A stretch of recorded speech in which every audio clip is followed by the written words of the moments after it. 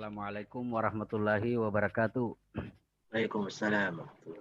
Waalaikumsalam warahmatullahi wabarakatuh. Mau konfirmasi dulu suara saya kedengaran keras enggak? Soalnya di chat room ini ada. Assalamualaikum warahmatullahi wabarakatuh. Kedengaran, Ustaz. Oke, siap. Kedengaran Ustaz. Baik. Kedengaran Ustaz. Baik, selamat malam Pak Pendeta Dr. John dan teman-teman yang lain. Sungguh berbahagia malam ini dilibatkan dalam sebuah diskusi yang menurut saya sangat serius dan membutuhkan kerutan kening yang berlebihan malam ini. Dan sebelum saya bicara lebih jauh, saya ingin semacam disclaimer dulu. Saya bukan ahli tafsir dan tidak terlalu mendalami tafsir, tetapi kemudian juga bisalah sedikit ngomong-ngomong tentang hermeneutika. Saya mohon izin ya, saya tampilkan share screen saja ya, biar nggak bisa nih. Ya, silahkan Ustaz. Minta tolong hostnya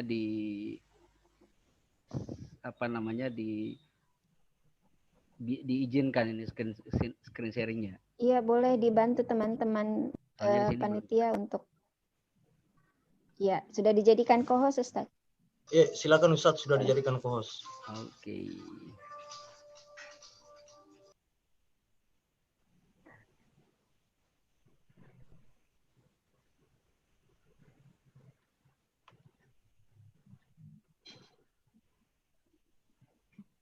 Ya, baik.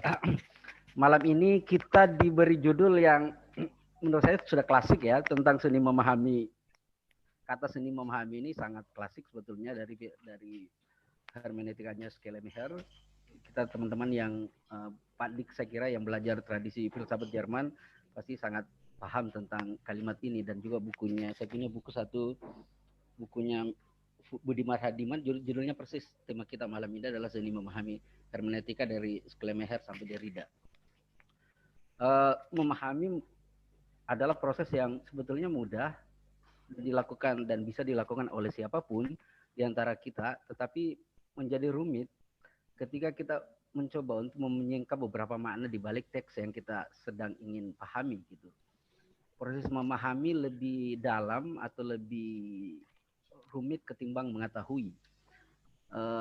Ketika istri kita marah misalnya, ada beberapa kalimat-kalimat yang kita mengetahuinya, tapi bisa sekali kita memahami apa maksudnya.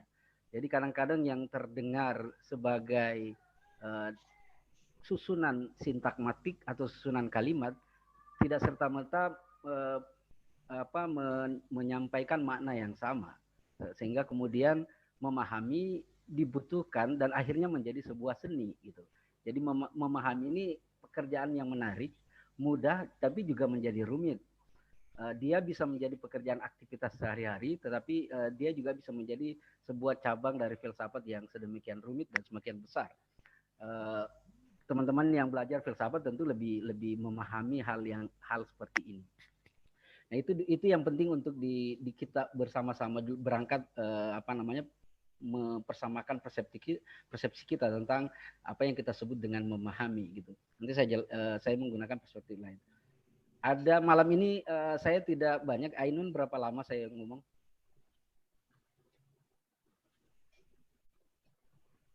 Halo, berapa lama waktu dikasih? Atau saya ditegur aja ya kalau sudah kelamaan? Iya, sekitar 20 menit Ustaz. Oke, saya mencoba diskusikan atau meminta tanggapan teman-teman yang terlibat dalam diskusi malam ini, Pak Abdullah Bek dan Pak Pendeta John, teman-teman Pak Dik, Sabara, dan teman-teman yang saya tidak kenal mungkin namanya di dalam room ini dan juga cukup banyak. Agak spesifik sebetulnya kita malam ini karena objek yang kita mau diskusikan adalah kitab suci. Padahal kalau hermeneutika tidak hanya bicara tentang kitab suci, meskipun tradisi atau kalimat hermeneutika belakangan sangat identik dengan memahami kitab suci, tapi lapangan kerja hermeneutika sangat luas, bahkan kemudian di seluruh kehidupan fisik dan metafisik itu menjadi lapangan hermeneutika.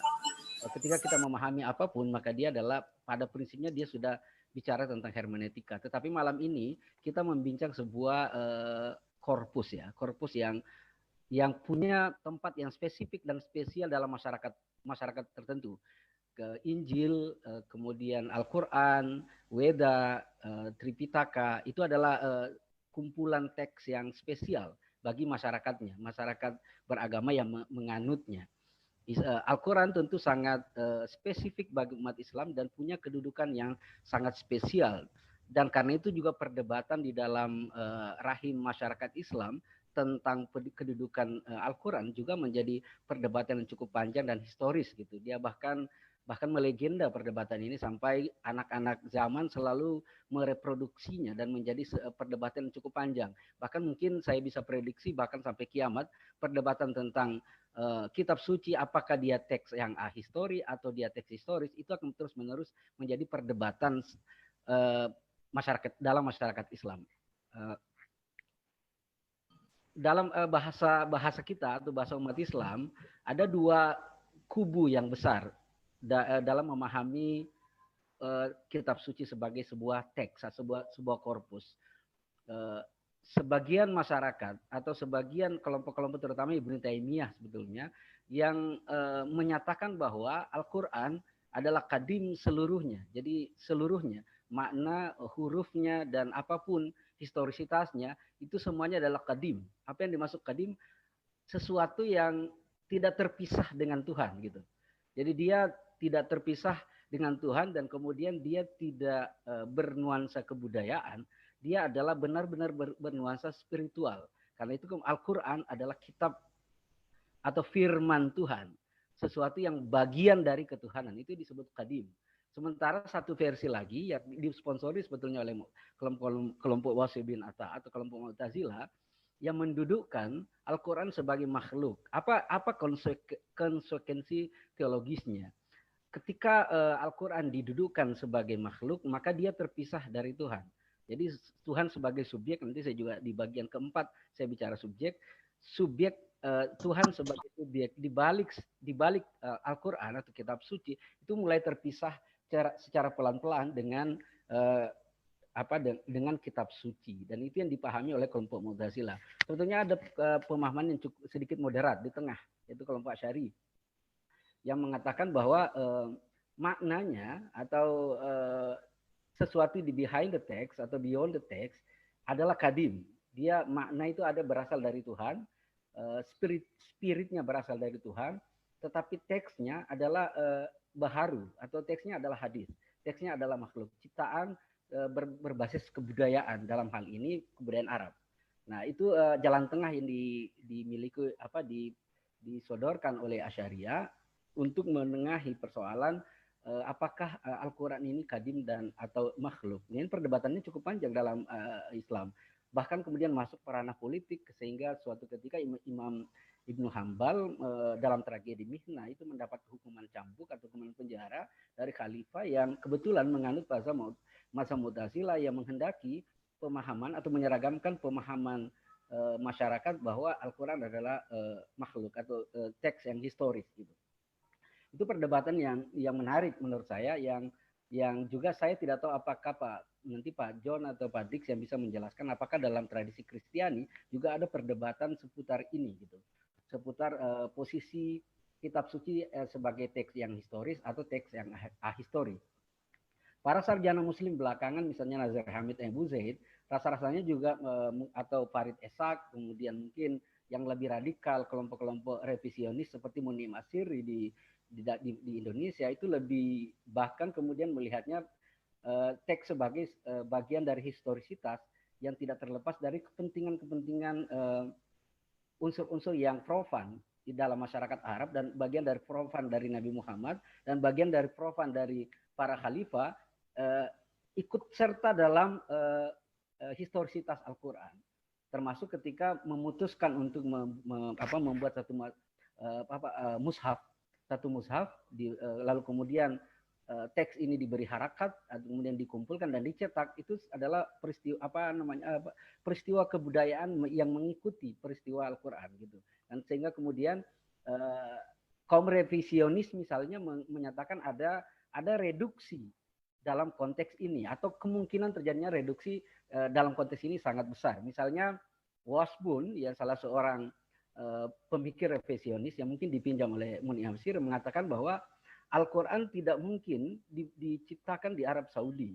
Dia hanya mungkin tercipta di Mesopotamia, di sebuah ruang yang sangat intelektual saat itu, di mana pertemuan arus-arus berbagai agama itu bisa ketemu di daerah itu.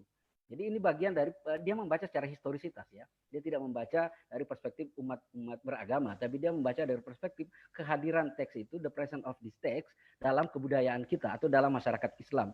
Termasuk beberapa kelompok-kelompok revisionis kemudian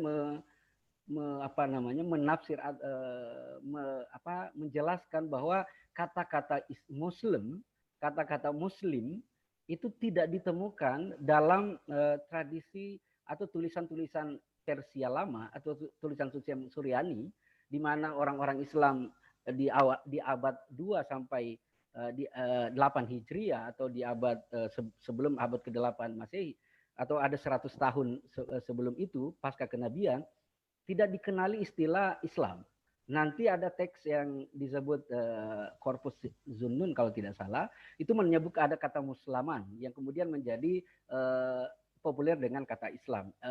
Pandangan ini mengatakan bahwa kata Islam sebetulnya adalah kata baru.